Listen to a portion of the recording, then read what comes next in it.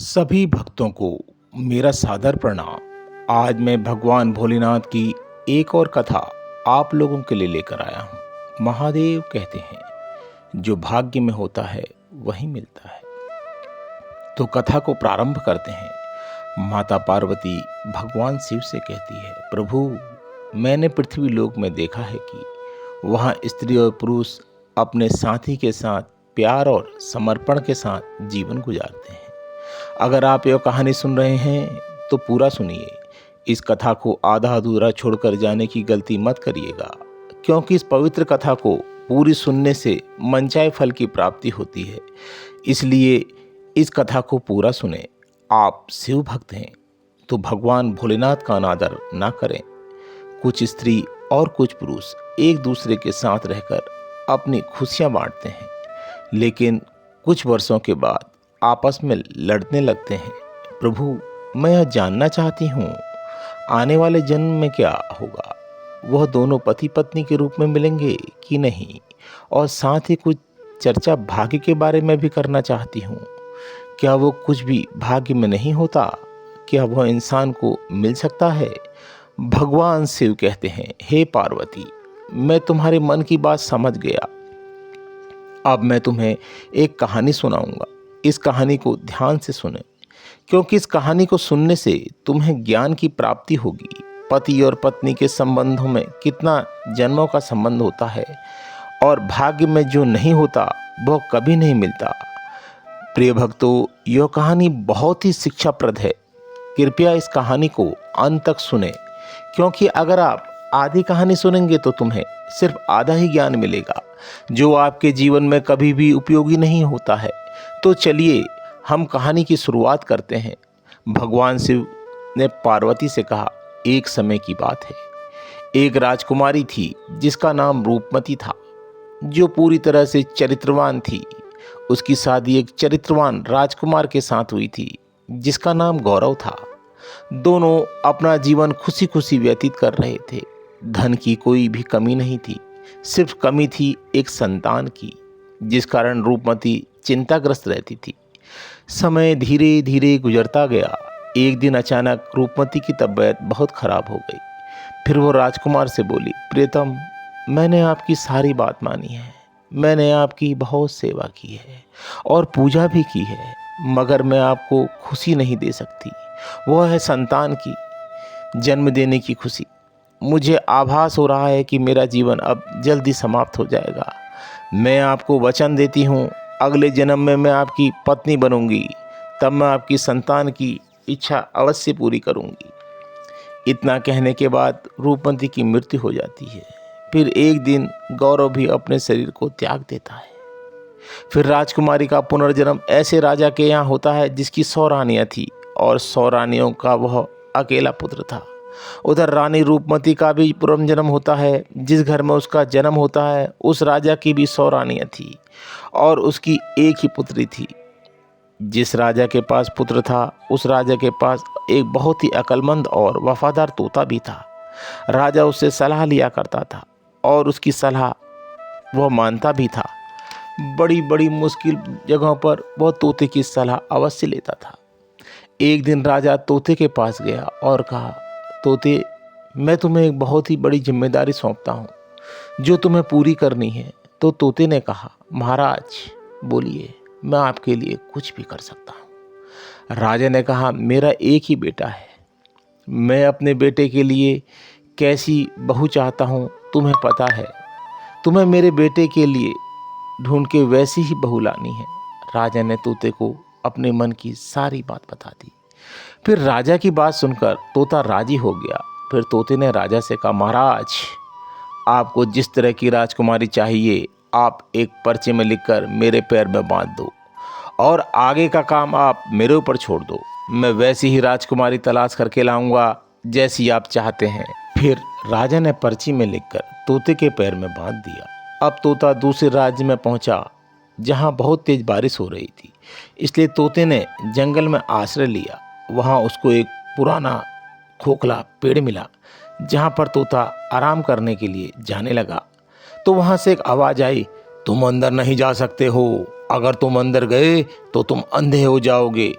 तो तोता यह सुनकर डर गया और खोखले पेड़ में नहीं गया और एक झूले में जाकर बैठ गया और वर्षा के रुकने का इंतजार करने लगा। बरसात बंद होने के बाद एक मैना तोते के पास आकर बैठ गई। फिर दोनों बहुत देर तक बातें करते रहे। इसी बीच तोते ने अपनी पूरी कहानी मैना को बता दी। फिर तोते की बात सुनकर मैना कहने लगी, आज की हमारी मुलाकात बहुत ही अच्छी रही। वह तोते से कहती है, आप अपने मालिक के प्रति कितने वफादार हैं। मैं भी अपने मालिक के प्रति उतनी ही वफादार हूँ। जो काम आप कर रहे हैं वही काम मैं भी कर रही हूँ। मैं अपने राजा की बेटी के लिए एक राजकुमार की तलाश कर रही हूँ। तोता कहता है कि मेरे राजा को ऐसी रानी की तलाश है जिस राजा की 100 रानियाँ होनी चाहिए, क्योंकि हमारे राजा की भी 100 रानियाँ हैं। तब मैना कहती है, हम आपकी बात समझ गए हैं। आपके राजा के पास एक राजकुमार है और हमारे राजा के पास एक राजकुमारी है। आपके राजकुमार के पास 100 गुण संपन्न है और हमारी राजकुमारी भी 100 गुण संपन्न है। फिर तोता और मैना राजकुमारी के देश में आ गए।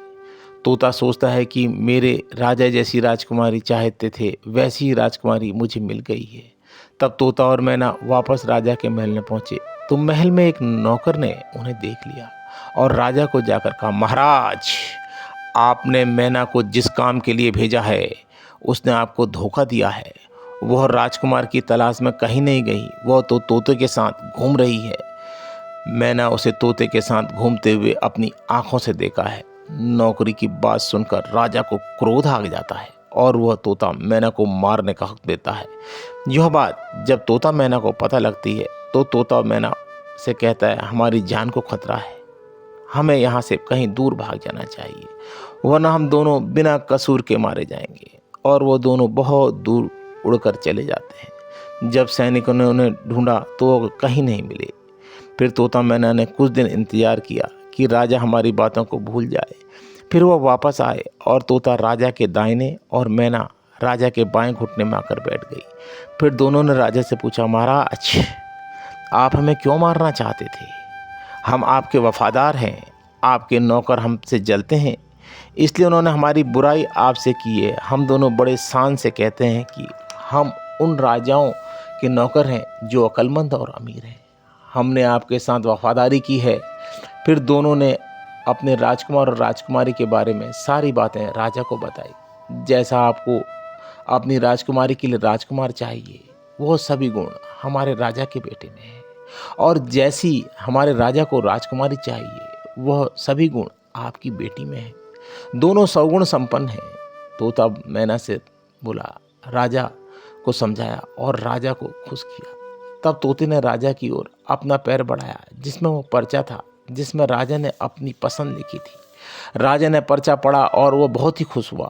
फिर राजा को तोता मैना पर विश्वास हो गया। फिर राजा ने तोते के पैर से प्राप्त राजकुमार की फोटो अपनी रानियों को भेज दी और कहा, यह तस्वीर देखकर बताएं कि हमारी राजकुमारी के लिए यह राजकुमार कैसा है।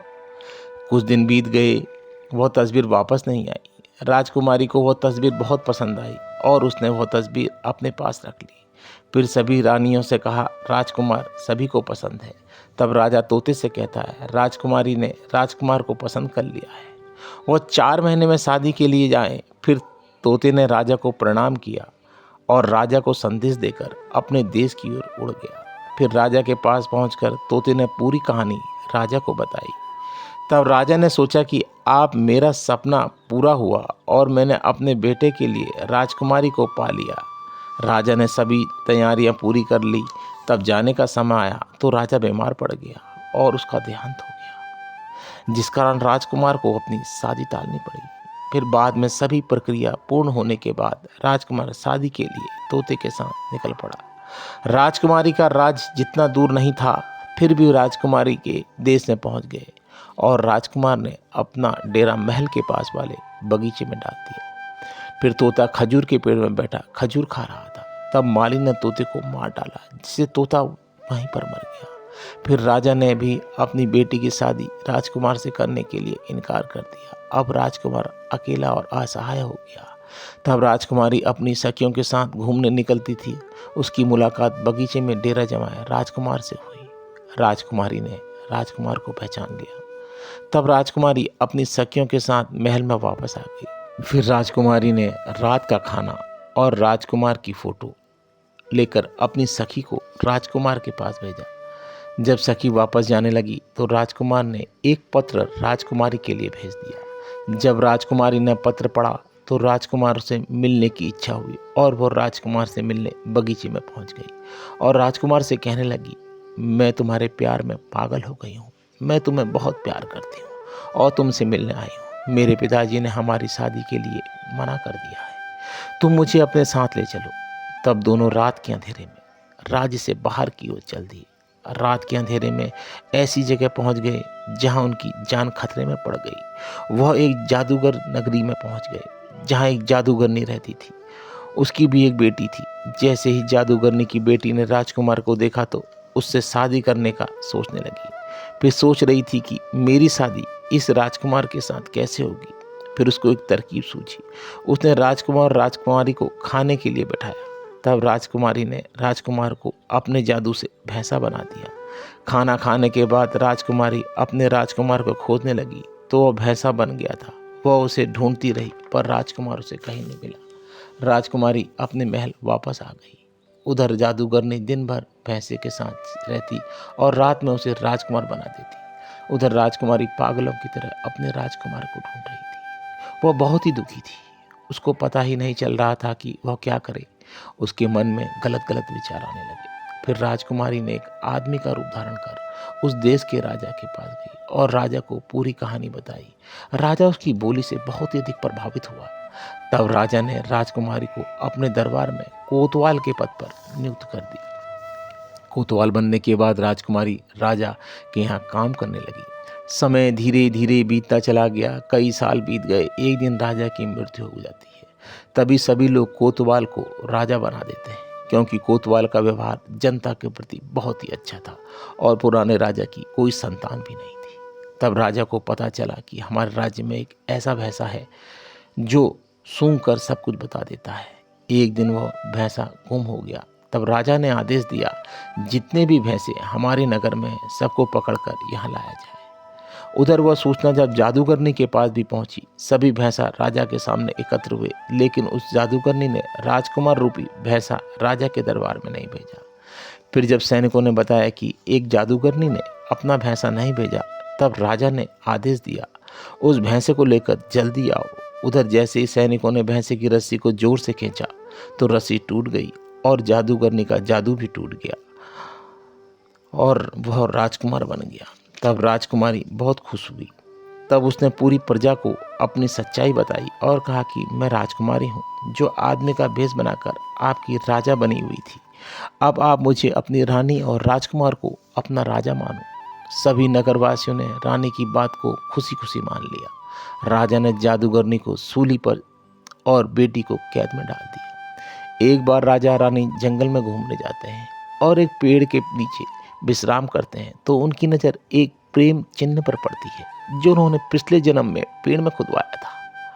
उस चिन्ह को देखकर उन्हें अपने पुराने जन्म की पूरी बातें याद आ जाती हैं और दोनों को अत्यधिक खुशी होते हैं।